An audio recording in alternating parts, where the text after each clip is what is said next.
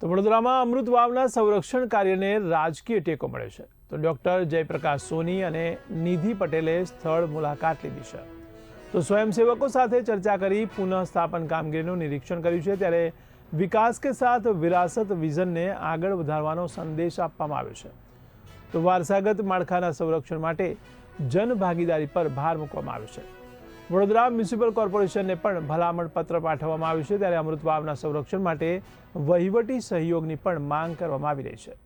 તો ચોમાસા પહેલા કાટમાળની સફાઈ અને માળખાકીય કામગીરી શરૂ કરવામાં આવશે. તો રામદૂત રિસ્ટોર્સ ફાઉન્ડેશન 108 મંદિરોના પુનઃસ્થાપન મિશન પર કાર્યરત છે.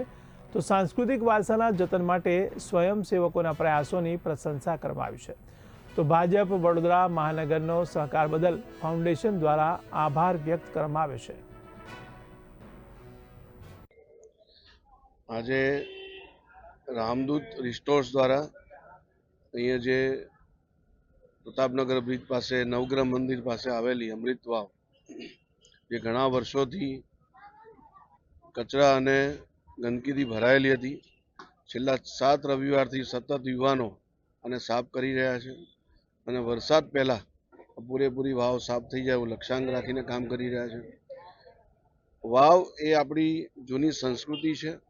પીવાના પાણીનું સ્ટોરેજ કરવાનું, વાપરવાના પાણીનું સ્ટોરેજ કરવાનું. દરેકે દરેક શહેરમાં આવી વાવ જે આપણી ધરોહર છે એ અત્યારે પણ હાલમાં અસ્તિત્વમાં છે અને આવા યુવાનો દ્વારા જે પ્રકારે આ વિરાસતને સાચવવા માટેનું કામ થઈ રહ્યું છે એ ખરેખર